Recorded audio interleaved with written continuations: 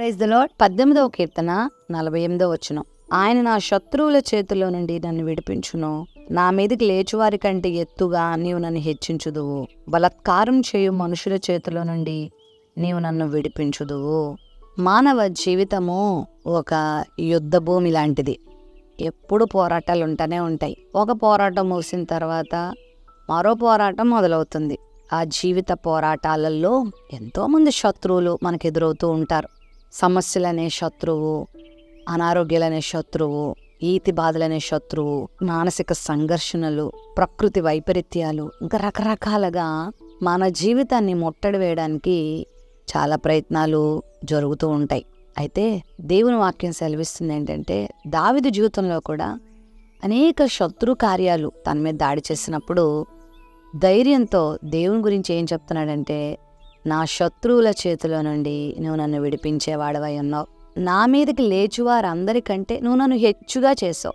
ఒకవేళ వాళ్ళందరికంటే ఈయన చిన్నగా ఉండుంటే వాళ్ళందరూ తనని కమ్మివేసి ఆయనను అణిచివేసేవారే. కానీ వారందరికంటే దావీదునే దేవుడు హెచ్చించాడు. బలాత్కారం చేయవారి చేతుల నుండి దేవుడు దావీదుని విడిపించాడు. దావీదు తన పరాక్రమం ద్వారా, తన జ్ఞానము ద్వారా, తన చాకచక్యం ద్వారా, తన యుద్ధ నైపుణ్యం ద్వారా, తనకున్న తెలివితేటల ద్వారా, తనకున్నటువంటి మంది బలము, ఖండబలము, బుద్ధి బలము, అండబలము ద్వారా విడిపించబడ్డాను అని చెప్పట్లేదు. దేవుడే నన్ను విడిపించాడని. ఈరోజు వాక్య వాగ్దానం వీక్షిస్తున్న నీ జీవితంలో కూడా నువ్వు ఎదుర్కొనే శత్రువు నుండి నేను విడిపించేవారు ఎవరో తెలుసా? ప్రభువే.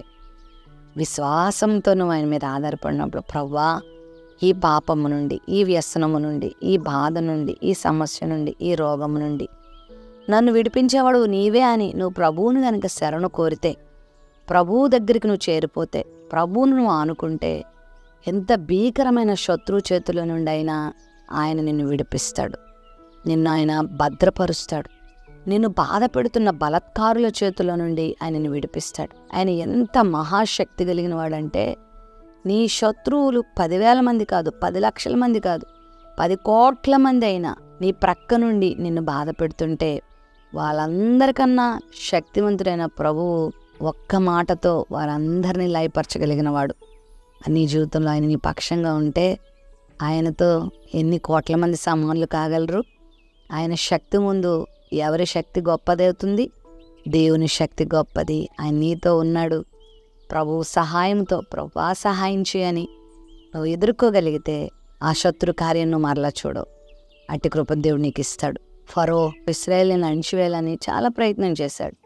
ఆశ్చర్యకర రీతిగా వాళ్ళని వెలుపలికి తీసుకొచ్చినప్పుడు, ఎర్ర సముద్రం ఎదురైనప్పుడు అక్కడ కూడా వాళ్ళని వదిలిపెట్టలేదు. పంపించేసినోడికి మరలా వాళ్ళ మీద వాంఛ కలిగింది. వీళ్ళని వదిలేస్తే ఎలా? నా రాజ్యం, నా దేశం ఏమైపోవాలి? వీళ్ళని మళ్ళీ పట్టుకుందారు రండి అని బయలుదేరాడు. కానీ ఆ రోజు అదే అతనికి అంతమైంది. మరలా ఆ ఫరోని, అతని సైన్యాన్ని ఇశ్రాయేలీయులు చూడకుండా దేవుడు ఎర్ర సముద్రంలో ముంచివేశాడు. మరి నీ మీద దాడి చేస్తున్న నీటి శత్రువు ఏమైందో నాకు తెలీదు. విశ్వాసంతో ప్రభు పాదాలు పట్టుకో. ఆ శత్రువును మళ్ళా చూడకుండా దేవుడిని విడిపిస్తాడు. నీకు ధైర్యం ఇచ్చి నేను నడిపిస్తాడు. నువ్వు ఏ బాధలో ఈరోజు కృంగిపోతున్నావో, ఇంకెంతకాలం వీళ్ళని ఏడిపిస్తారు? ఇంకెంతకాలం వీరి చెరలో నేను ఉండాలి? ఇంకెంతకాలం వీరు నన్ను బాధపడతారు? ఇంకెంతకాలం నేను ఈ విధంగా వేధించబడాలని బాధపడుతున్నావేమో? విడిపించే దేవుడు నీకున్నాడు. నీ తలెత్తే దేవుడు నీకున్నాడు. నేను హెచ్చించే దేవుడు నీకున్నాడు. నేను ఆదరించే దేవుడు ఉన్నాడు. ఆ రోజు కొరకు ఎదురు చూడు. విశ్వాసంతో ప్రభువునే లోకానికి చూపించేలా బ్రతుకు. దేవుని వాక్యాన్ని నమ్ము, ఆయన నమ్ము.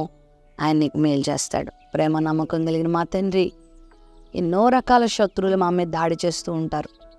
అవి దుష్ట తలంపులు కావచ్చు, చెడు జీవితం కావచ్చు, వ్యసనం కావచ్చు, పాపం కావచ్చు, ఒకవేళ రోగం కావచ్చు, సమస్యలు కావచ్చు, ఆర్థిక ఇబ్బందులు కావచ్చు, ఏవైనా మా మీదకి వచ్చినప్పుడు వాటి నుండి మమ్మల్ని విడిపించేవాడు నీవే. నీవే గొప్ప సహాయం చేసి నీ బిడ్డలకు మేలు చేయమని యేసు నామములో ప్రార్థిస్తున్నాం తండ్రి. ఆమెన్.